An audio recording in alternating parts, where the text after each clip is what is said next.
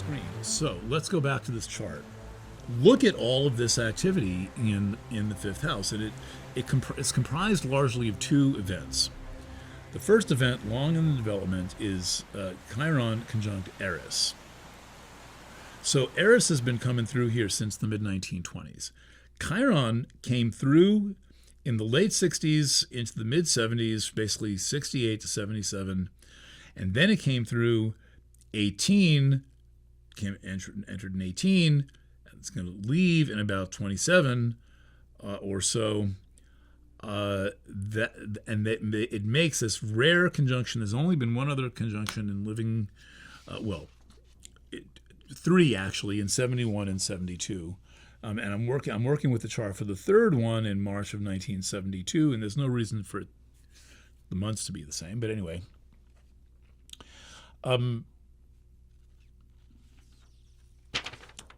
this is kind of new territory. And remember that Chiron is a ruling planet. Well, it is a strongly affiliated planet with Sagittarius. And second, it is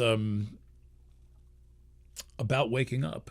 It is about healing, and healing is a process of awareness. It's a process of making choices. And so it is therefore about the choice to be a whole person, the choice to self-actualize. That is what Chiron, particularly Chiron and Eris, is about. Eris in Aries is the unraveling of that thing. It is the dissolving of that thing. It is the melting of that thing. McLuhan Marshall says that it took 500 years for humans to develop an inner sense of who they are, and then he didn't know about Eris. We don't know about Eris till 2006 or so, but the moment the radio came on, it unraveled all of this, and humans went from being individual, private selves to being these tribal beings. And remember, everything about electricity does this. Whether we're talking about telegraph, the electric light, the telephone, or radio, they all have a way of unraveling people and turning us into tribal beings. Then comes Chiron. Chiron is the opposite influence. Chiron is a powerfully individuating influence, and it's working through your house of creativity and passion and childlike pleasure and sex and risks and art. This is saying, pay attention. Pay attention to your birthright as an artist, as a creative person, because where you find Aries, and we find Aries in the fifth place, this is the fifth here, that's where you're going to seek yourself.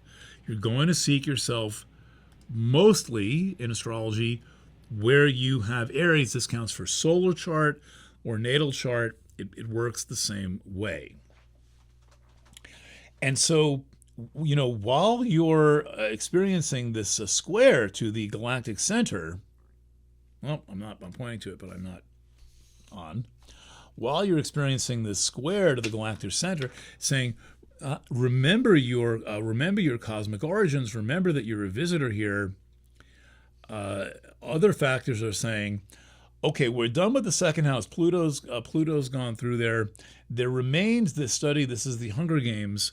There remains this study in the influence of your family, in the influence of alcohol. But the truth of the matter is that you are this spiritual being trying to remember who you are. So we're done with the second and all that materialism. Pluto has moved into the third house. The third house is saying, okay, you're going to be obsessed with ideas of a certain kind. Maybe not so much, maybe like use that as a tool and not a kind of a constant recreational pastime. The real action, and the fourth is about your sense of safety. Okay, very nice. Where we really get into it, where the tires meet the highway, where the light reaches the stage is the fifth house. And the fifth house is all of this How do we do this? Fifth house is all of this Aries. All of this. So I've described the unraveling of individuality property of Eris. And then we have Chiron forming a conjunction to it, which is a powerfully individuating idea. Very powerfully individuating. It's all about individuation. Standing out, being yourself, dedicating yourself to your healing process.